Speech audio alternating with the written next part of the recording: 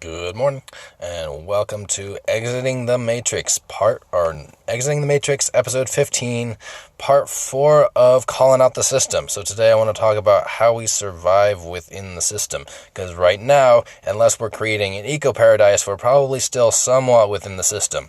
So basically, this is a system of slavery, enforced through cruelty, and justified through morality. I've been talking about this in this little mini-series of Calling Out the System. Justified through morality. The main way they get this to take, instead of having to whip people all the time. I mean, there's still artificial programming is still getting people to whip each other, but the main way they get it to take is by making people believe they have the moral authority. They play out all the parts. They're in absolute fear dominance. They rely on making people afraid of them through physical and emotional violence to have dominance over them. But then they try to step back and say, okay, now that you're afraid of me, now just trust that I'm the loving moral person and give me the respect, give me the love and respect of a loving moral person. And so this is the point where we need to call out the system and say, I'm going to be generous and kind as an individual, and I'm not going to seek to cause harm, but I'm not going to give respect to a disrespectful person. I'm just not going to treat someone who doesn't have the capacity for empathy as if they do have empathy. I'm just not going to do it. People can have whatever emotional reaction they want to this, but it's important to be honesty and truth are important. They're real virtues. And the Matrix devalues honesty and realism and truth and all these things. So we need to call out where they are devaluing it and not devalue it anymore. It becomes fairly tricky. The main thing we want to do is disassociate and distance from people that are still asleep and slaves within the Matrix, because they are, as Stephanie Sarton pointed out, they are running artificial programming. They are running AI. They have been infected with a virus AI. And I know these metaphors sound a little strange, but they're about as clear and cut and dry as you can get. The Matrix is a set of belief systems that run independently. There's no commander giving out these commands. They're belief systems that are perpetuated, and these are artificial programming. This is artificial intelligence. So these are fake computer programs. Our brains are basically computers. So the Matrix teaches people artificial intelligence. It tells people that certain things are intelligence that aren't. Let's get this really clear. The Matrix tells people that holding on to their emotions is intelligent. It tells people that having judgments is intelligent. The Matrix tells people that having opinions means that you're cool and powerful. So basically the Matrix does its classic 180 and takes everything that's good and says it's bad, and takes everything that is destructive and will lead to the demise and misery of humanity and says, oh, this is what you have to be doing. This is what's good. This is what's intelligent. This is what's smart. This is what's needed. So again, another part of the brainwashing, productivity. Somehow we're kept in line because we keep each other in line because we're saying, hey, you're not being a productive part of civilization. Well, if we take a look at the slave system we're in, none of us are being productive. We're slaves creating more slaves. There's a zero-sum output. We have no national product. GDP, gross national product, we don't have any. Not only do we have debt, which is fake because money is fake, it is an idea that doesn't have to exist anymore if we don't want it to, but none of it is real. We don't produce anything. We produce unhappy, unhealthy people. Let's be really clear and honest and call out the system, the global system. I'm not singling out any country here. That we live in a global slave system, and our gross national output, our total output for all of civilization is zero. We create pain and suffering. We don't create goods. Where are our goods? What are we giving our children that is benefiting them? What have we taken from our children?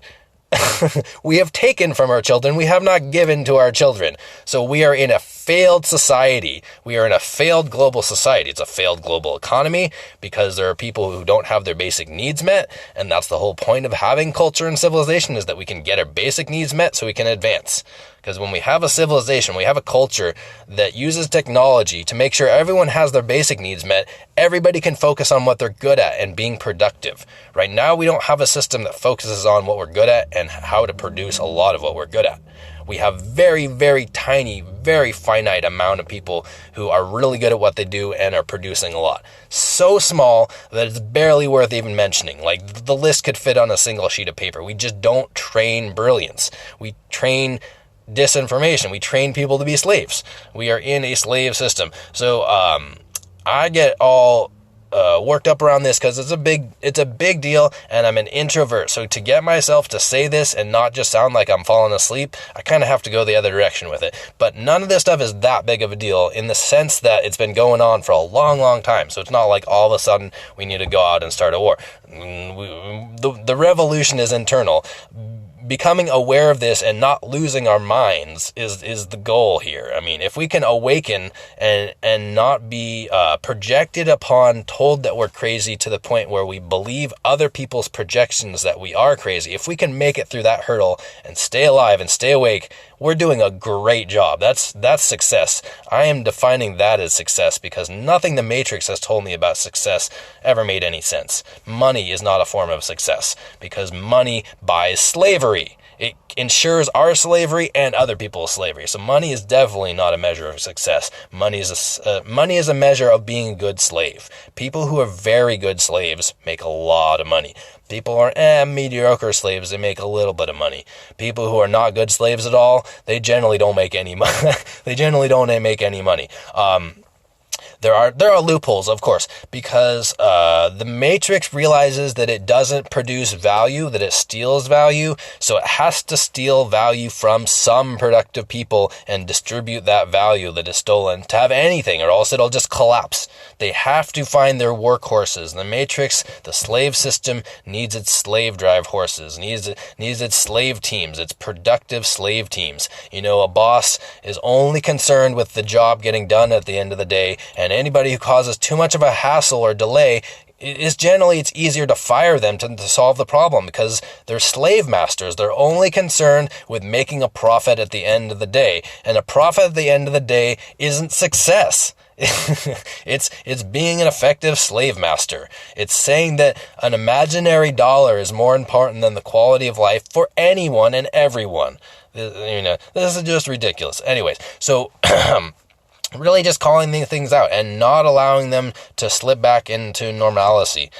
We absolutely can be kind to someone and not indulge them. This is like one of the most important practices we can be doing is to be kind without indulging. So people will want to, like I said, people have been taught that being attached to things is intelligence. So if we can gently remind people that not having an opinion and not being judgmental is a higher form of intelligence, and we can create games out of this. We can say, hey, you know, we're swimming around in a little fishbowl. Does anybody want to jump out of this little fishbowl and, you know, swim in the deep side a little bit? You know, we can have some fun being adults here. And obviously we're not going to say it like that, but that's going to be the substance of what we're saying is that, hey, you know, all of civilization, everyone who is told that they are smart and that has a decent IQ or is productive or is attractive, are you bored being told that you're smart and playing out emotional patterns and being scared at night at the end of the day, like going to bed needing a hug from someone? Like, is everyone okay with this, or do we want to move on? Do we want to become adults where we're not afraid of the dark anymore, where we're not needing someone else to solve our problems anymore? Do we want to grow up?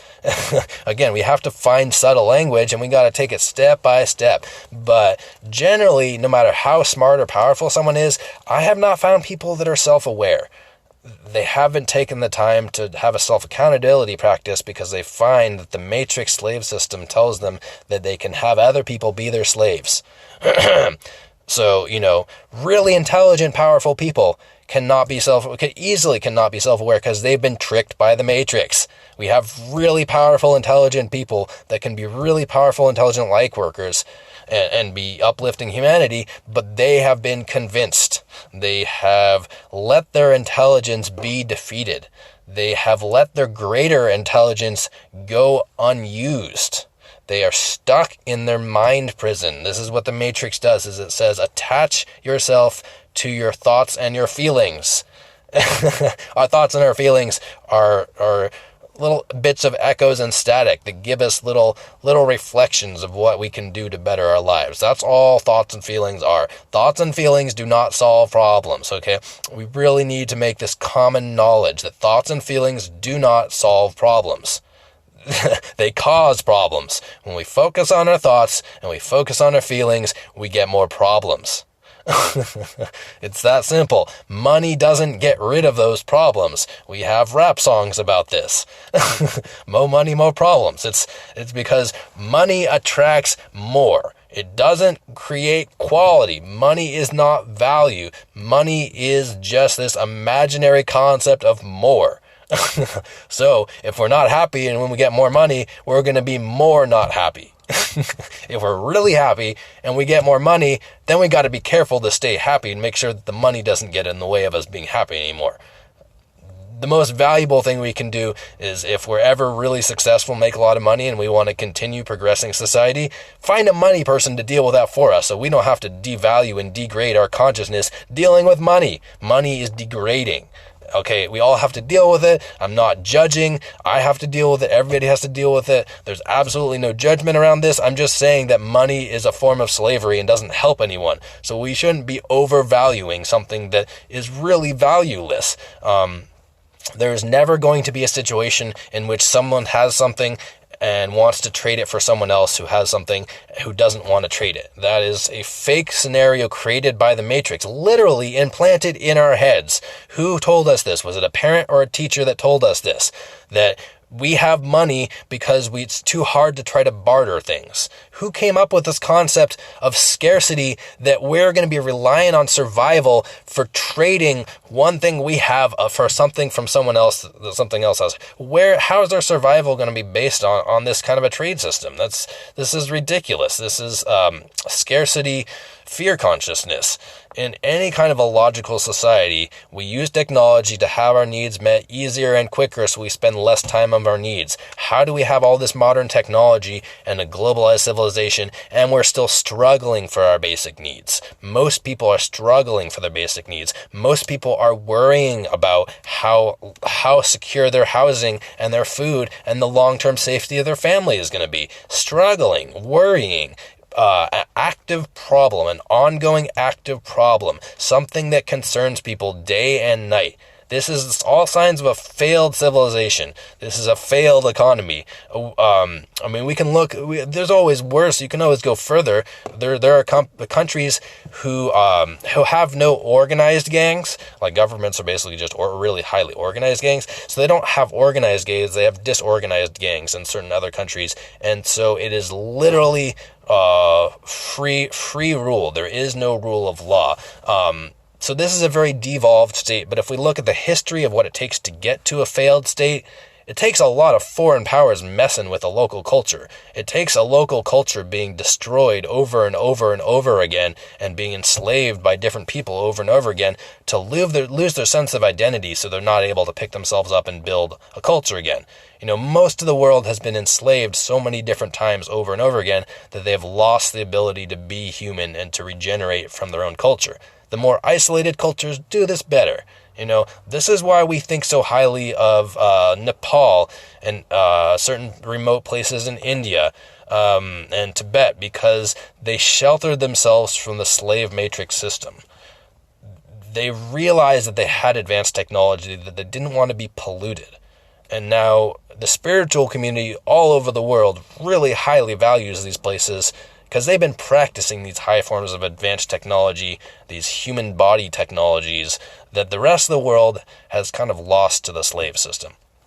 So really what we want to be doing is finding this subtle edge where we can, equalize pressure, homeostasis, because we're in a slave system. So having and sustaining awakening without having people tell us we're crazy and lose our minds. Goal number 1, that's success right there. Goal number 2, find subtle ways to get our message across. The fact that we don't need someone else to make us happy, if we can communicate this over and over again and say, hey, this is a very attainable thing. I'm not special in magic. This is an attainable thing. Like, I just practiced this. I did this for a year and I learned it. So we can be really implanting the idea, because The modern matrix system says that manipulative psychology is the most advanced form of communication. So I really want people to be aware of this and repeat this to yourselves as many times as you have to, that the modern slave system, the matrix, tells people that the highest and most advanced form of intelligent communication is psychological and emotional manipulation. So we can simply provide another option. We can use insight and empathy. We can simply use insight and empathy. No judgment, just insight and empathy. We can have empathy and give insight. We can do this over and over and over again, and then we can draw attention to it every once in a while. We can then, because people are very blind, people who are asleep will be given a solution over and over again and use that solution over and over again, and then all of a sudden they'll just say, oh no, it just worked a bunch of times, but I don't believe in it. I don't think it's real. Do it for me again.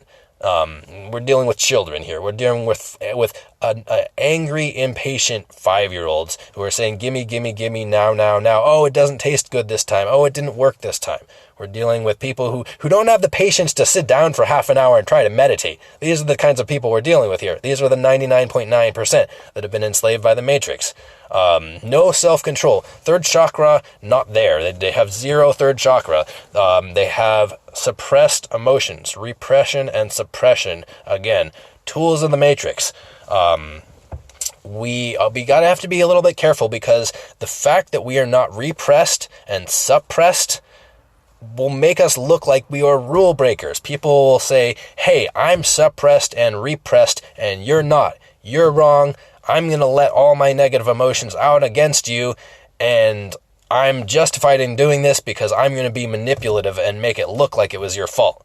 So this is the level of intelligence that we're dealing with, so we have to be really soft and subtle about this. We're dealing with angry, annoyed, tired 5-year-olds who are whiny and hungry. So what have we learned from conscious parenting about annoying, whiny 5-year-olds? We can't do a whole lot. We gotta be kind of gentle and subtle and remain really firm with our boundaries.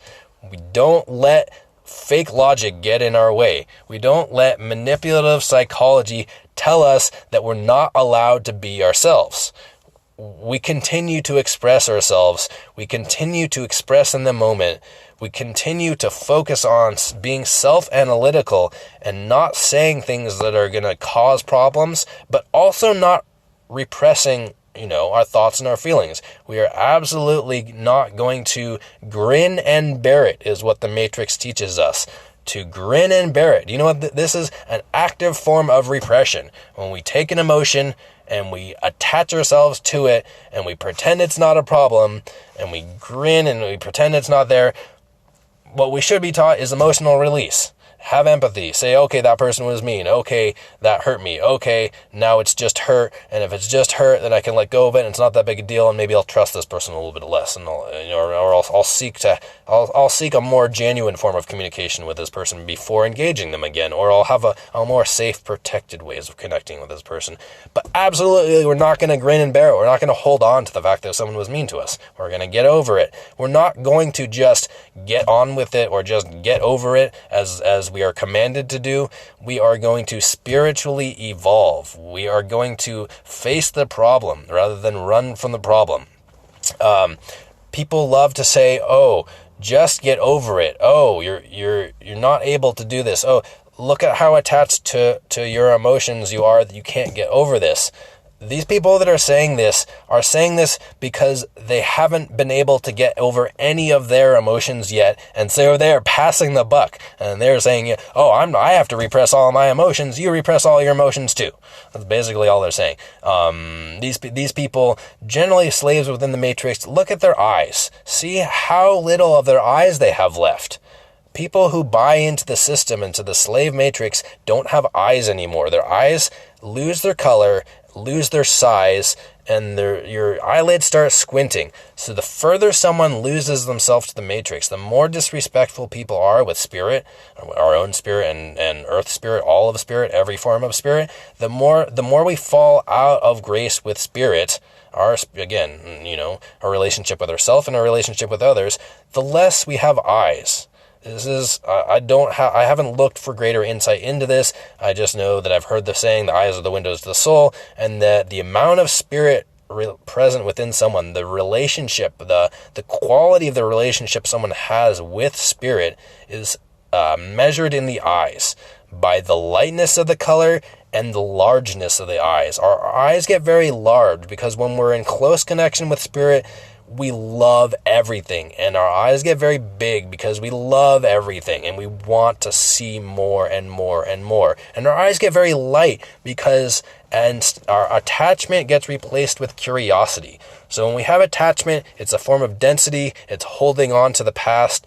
It's attachment. It doesn't create space for new things. It's a lower vibration. It's a darker color. As we release attachments and embrace in curiosity and become in joy state, the pigment of our eyes lightens and we get more light coming in. And often we get striation, which means we get multiple color and shade patterns coming in. We have light that's coming into our eyes in unique patterns that's not the same shape as our eyes are round and oval.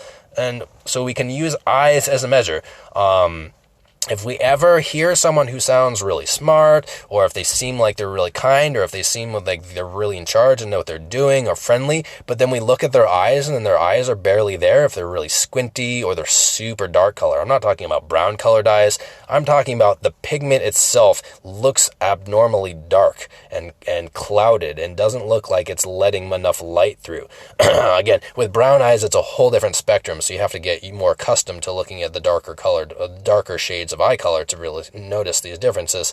Iridology is the science of interpreting eyes, and it can tell you about nutrient deficiency and psychology and emotions, and the science of looking in the eyes can map out the whole body. It's an energetic system. Anyways, so we want to be looking for real metrics of whether people are awake, because words are fake. Let's just say it out right now. All the ancient documents that talk about the angels or the ETs or however we got this ancient wisdom, they all say the same thing. Words are very manipulative. Don't trust words. Trust your heart. Fourth chakra is the heart. This is love and curiosity. Love and curiosity is very hard to confuse. It's very hard to trick love and curiosity, because curiosity always wants to know more. It's never going to, if it gets tricked once, it's going to learn more the next time and not going to get tricked the same way anymore. And it's in love, so it's not going to turn to fear and darkness. Love and curiosity is a high form of intelligence. That's why it's our heart chakra, our fourth chakra. That's why it's not our first and second chakra. That's why the slave matrix tells people to be attached to their thoughts and feelings, which come from the first and second chakra. And spirituality meditation say, elevate yourself to the fourth chakra. Practice personal power over thoughts and feelings. Don't let thoughts and feelings control us. Elevate ourselves to our heart, because once we are curious and loving about everything gets better. Everything is more fun. We find what we want more. We improve at everything. So the Matrix is big on taking a test and failing the test and having to start all over again. This is what the Matrix loves to do. It says, you fucked up. Now you start all over again. Real life is the opposite. Real life, reality, test in every single second. We're constantly getting tests. We're getting hundreds of them in every single second. We can choose which ones we want to focus on and do better at. This is the nature of reality. Every moment is a test. There's no one test that we have to prepare for and pass or fail. We're constantly passing and failing, which means there is no passing and failing. We're moving forward in some areas. We're moving forward faster in some areas. Maybe we're moving backwards in some areas. It's all relation and motion. There's no passing tests. We might get to a level of competency. So levels of competency may take the place of passing a test. But just because we've reached a level of competency in a subject or an awareness doesn't mean we don't have more to learn on the subject. It doesn't mean that we've graduated. It simply means that we are competent up to a certain level. We have comprehension and hopefully actionable skills as well as comprehension. I'm going to wrap this up really quick. Actionable skills. So I talked briefly about how we can subtly get our message across, subtly show how not having judgment is intelligence, subtly show how manipulative psychology is a lot of work and it's all egoic. I work in in the field of psychology, and I'm surrounded by people who use psychology, and it's just barbaric. Our end of the day meetings are just an ego fest, and people get out their egos and say, and pretend that they're talking about someone else's problem that they're trying to solve. They're causing problems for people. They're projecting problems onto people who don't have their problems, because it's an ego fest. These people are seeing themselves as having power over other people and being told that manipulative psychology is the highest form of intelligence and communication. And so they're following blindly the matrix and judging and projecting onto everybody. It's just ridiculous. So actionable skills are being very subtle and consistent. Because if we use manipulative psychology, we're just the same as the system. There's no need to use manipulative psychology. Again, another tactic of the matrix that says, "Oh, you're not up to par. You're not using manipulative psychology well enough to defeat me, so you're lesser, and so you're obviously not as evolved as me." This is how they keep people. This is how they keep smart people trapped in the matrix, because generally smart people want something to work with. They want other smart people to work with. They want someone to value their product. And to do this, they have to become slaves. Really smart people, their only concern is that mean people will take their ideas to kill people. This is what it comes down to. Really smart people are not concerned about having other smart people to work with, about having someone make use of their intelligence, having their intelligence go to benefiting people. They're really smart people are only concerned with mean people taking their stuff and hurting people with it. So this is how we know really advanced form of intelligence. Okay, I got to move on. I will maybe do a part 5 of this because this has been really interesting. I want to hear if there's any more details that you want to hear more specifically about calling out the system, and maybe I'll switch on to a second segment of subtle, actionable skills that we can use within the system after we've called it out. I've been kind of doing both, but I've been doing more calling out, and I want to switch more to practical solutions, and I want to hear your suggestions and your ideas and what you want to hear more about. All right, I hope you have a wonderful morning.